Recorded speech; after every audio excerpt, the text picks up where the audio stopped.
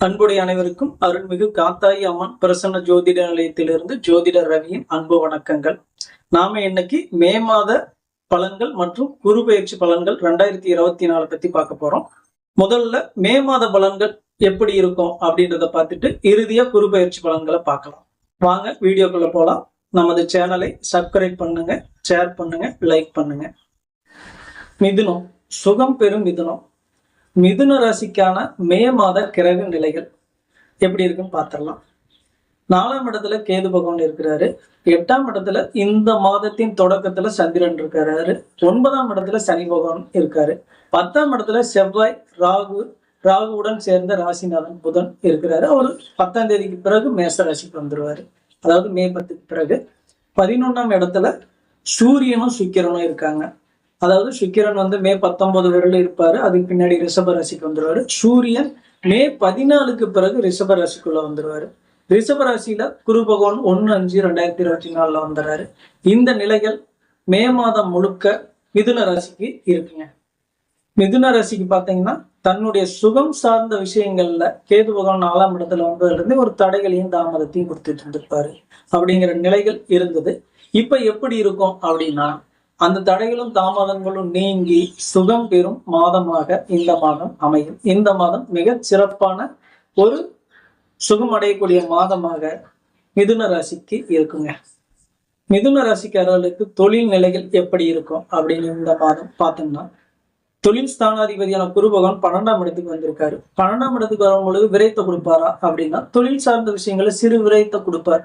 அதை நம்மளுடைய புத்திசாலித்தனம் மூலமாக சுப விரயமாக எப்படி மாற்றிக்கொள்வது அப்படிங்கிறது தான் நம்மளுடைய விஷயமே. அதாவது அவருடைய 5ஆம் பார்வையால 4ஆம் இடத்தை பார்ப்பார். அப்ப 4ஆம் இடத்தை பார்க்கும்போது 4ஆம் இடங்கள்ல இருக்கக்கூடிய சூட்சமங்கள் என்ன அப்படின்னு பார்த்தோம்னா, வண்டி, வாகனம், மனை, வீடு, சொத்து இதையெல்லாம் குறிக்கக்கூடிய இடங்கள். அப்ப வண்டி வாங்குவதன் மூலமாக, நிலம் வாங்குவதன் மூலமாக, வீடு வாங்குவது அல்லது வீடு கட்டுவது மூலமாக விரைய செலவுகளை சுப விரயமாக மாத்திக்கலாம். அப்போ வண்டிய வாகனங்களை வைத்து தொழில் செய்பவர்கள் கொஞ்சம் கவனம் தேவை. ஒரு வகையில லாபத்தை கொடுத்தாலும் அது கொஞ்சம் விரயத்தை கொடுக்கக்கூடிய நேரமாகவும் மாறும். அதே போல ரியல் எஸ்டேட் தொழில் செய்பவர்கள் கொஞ்சம் கவனமாக இருந்தீங்கன்னா அதுல சுப விரயங்களை மாத்திக்கக்கூடிய காலமாக மாறும் அப்படின்னு சொல்லலாம்.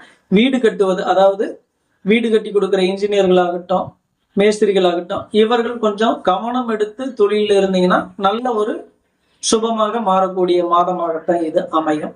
அந்த வகையில இந்த வகையான தொழில் செய்யக்கூடியவர்கள் கவனமாக இருந்தீங்கன்னா நல்ல ஒரு முன்னேற்றம் கிடைக்கக்கூடிய நிலைகளை தந்துருங்க. அடுத்ததா அவர் 6ஆம் இடத்தை பார்ப்பார். தொழில் ஸ்தானாதிபதி 6ஆம் இடத்தை பார்ப்பார். வேலை மூலமாக வம்புகளும் வழக்குகளும் சேரக்கூடிய மாதமாக இருக்கும் அப்படின்னு பார்த்தோம்னாலும் கூட, இதுவரையிலும் தொழில இருந்த வம்பு வழக்குகள் நீங்கி நல்ல ஒரு முன்னேற்றத்தை தான் பெறும். ஆனா வேலையாட்கள், வேலைகள் இதில் கவனம் கண்டிப்பா தேவை அப்படிங்கிற ஒரு நிலையையும் ஏற்படுத்தி கொடுக்கும். கவனமா இருந்தீங்கன்னா இந்த வருடம் முழுக்கவே வேலையாட்கள் மூலமாக, வேலை மூலமாக மிக ஒரு சிறப்பான யோகத்தை தந்துவிடக்கூடிய காலமாக இருக்கும். மொத்தத்தில் கவனமாக தொழிலில் இருப்பது மிதுன ராசிக்காரர்களுக்கு மிகச்சிறப்பான ஒரு யோகத்தை கொடுக்கக்கூடிய அமைப்பாகவே இந்த வருடம் முழுக்கவே இருக்குங்க. குடும்ப நிலைகள் எப்படி இருக்கும் அப்படின்னு பார்த்தோம்னா, குடும்ப நிலைகள் சிறப்பாக தாங்க இருக்கும். ஏன்னு பார்த்தீங்கன்னா, ஒரு ராசிநாதன் இந்த மாதம் முழுக்கவே நல்ல இடங்கள்ல தான் பயணிச்சிட்டு இருக்காரு. 10ஆம் இடம், அடுத்து 11ஆம் இடம், இப்படிங்கிற நல்ல நிலைகள்ல தான் பயணிச்சிட்டு இருக்காரு. 2க்கு அதிபதியான சந்திர பகவானுக்கும் பெரிய இந்த மாதம் முழுக்கவே கெடுதல் அப்படின்னு சொல்லிக்கிற அளவுக்குலாம் இல்லை. அந்த வகையில மிகச்சிறப்பா தான் இந்த குடும்ப நிலைகள் இருக்கும். என்ன தாயின் உடல்நிலையில கொஞ்சம் கவனம் எடுத்துக்கொள்ளக்கூடிய மாதமாக இது கண்டிப்பாக அமையும். அதாவது 2ஆம் இடத்துக்கான அதிபதி சந்திர பகவான் வேகமாக சுற்றக்கூடிய ஒரு கிரகம் என்பதால் இந்த மாதமும் மிகச் சிறப்பான ஒரு அமைவுகளிலேயே ராசிநாதனும் சஞ்சரிப்பதால் உங்களுக்கு இன்ப சுற்றுலா செல்லும் காலமாகவும், ஆன்மீக சுற்றுலா செல்லும் காலமாகவும், சிறுதூர பயணங்கள் செல்லும் காலமாகவும் இந்த மாதம் முழுக்கவே உங்களுக்கு சிறப்பாக அமையும். அந்த வகையில் குடும்பத்திற்கு அருமையான ஒரு இன்பத்தை தரக்கூடிய, சுகத்தை தரக்கூடிய ஒரு மாதமாகவே இந்த மாதம் இருக்கும். இல்லத்தரசிகளுக்கு இந்த மாதம் எப்படி இருக்கும் அப்படின்னு பார்த்தோம்னா, 7க்கு அதிபதியான குரு பகவான் 12ல் இருக்கிறாருங்க. அப்ப பார்க்கும் பொழுது உங்களது குடும்ப செலவிற்கான கொஞ்சம் விரைய செலவுகள் ஆகக்கூடிய மாதமாக இது இருக்கும். உங்களுக்கு இதுவரை நல்ல தூக்கம் இல்லைன்னா கண்டிப்பா நல்ல தூக்கம், நிம்மதியான உறக்கம் இதெல்லாம் கண்டிப்பா கிடைச்சிரும். தன்னுடைய சுகம் சார்ந்த விஷயமும் குடும்ப சுகம் சார்ந்த விஷயமும் நல்ல நிலைகளிலேயே இருக்கும். என்ன ஒரு விஷயம்னா குடும்பம் சார்ந்த விஷயங்களில் கொஞ்சம் விரை செலவுகள் மட்டும் வரும். அதை மட்டும் தவிர்த்துக்கிட்டீங்கன்னா இந்த மாதம் உங்களுக்கு மிக இனிமையான மாதமாக இல்லத்தரசிகளுக்கு இருக்கும்.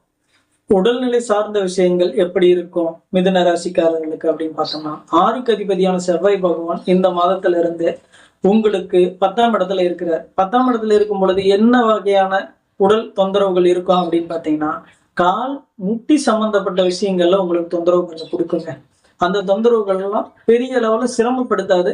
நீங்க அதுக்கான மருத்துவ செலவுகளை அதிகமா செய்ய வேணாம். சில உணவு பழக்க வழக்கங்களை மட்டும் தவிர்த்துக்காங்க. அதிகமான இந்த வெப்ப காலங்கன்றதுனால அதிகமான அசைவ உணவுகளை தவிர்த்துருங்க. அங்கேயே ராகு பகவான் இருக்கிறதுனால மிதுன ராசிக்காரங்க நல்ல ஒரு உணவு வகைகளை பின்பற்றுங்க இந்த மாதம்.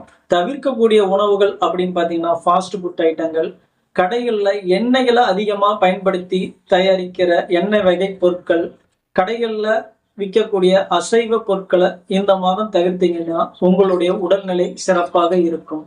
இப்போ 1/5/2024 வரக்கூடிய குரு பயிற்சி பலன்கள் உங்களுக்கு எப்படி இருக்கும் அப்படின்னு பார்த்தோம்னா, அவர் 12க்குள்ள வர, நாம் ஏற்கனவே பார்த்த மாதிரி 12க்குள்ள வர விரைத்து கொடுப்பாரா அப்படின்னா கொஞ்சம் விரைத்து கொடுப்பார். அது எல்லாமே சுப விரயங்களாகத்தாங்க இருக்கும். பெரிய அளவுல நீங்க கவலைப்பட்டுக்கக்கூடிய இடங்கள் அப்படின்னு சொல்லிக்கக்கூடிய எதுவுமே இல்லை அப்படிங்கிறது தான் இருக்கும். நாளை பார்க்கறதுனால சுகஸ்தானம் மிகச்சிறப்பாகவே இருக்கும்.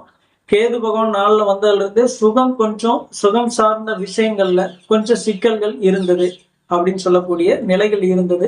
இப்ப தன் சுகம் சார்ந்த விஷயங்களும் தன் குடும்பம் சுகம் சார்ந்த விஷயங்களும் இந்த வருடம் முழுக்கவே சிறப்பாகவே மிதுன ராசிக்காரர்களுக்கு அமைஞ்சிருங்க.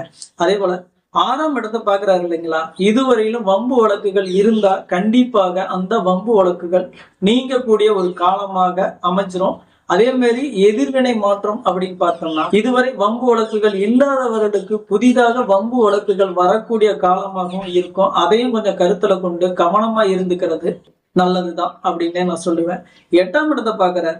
அப்போ இது நாள் வரையிலும் கடன் சுமையால ரொம்ப கஷ்டப்பட்டுக்கிட்டு இருந்த மிதுன ராசிக்காரர்களுக்கு இந்த வருடம் முழுக்கவே கடன் அடைபட்டு நல்ல ஒரு சிறப்பையும் முன்னேற்றத்தையும் தரக்கூடிய காலகட்டமாகவே இந்த குரு பயிற்சி இருக்குங்க.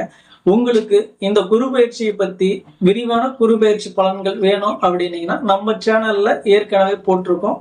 விருப்பப்படுறவங்க போய் பார்த்துட்டு வாங்க. மீண்டும் அடுத்த காணொளியில் உங்களை சந்திக்கும் வரை நன்றி கூறி விடைபெறுகிறேன். நன்றி, வணக்கம்.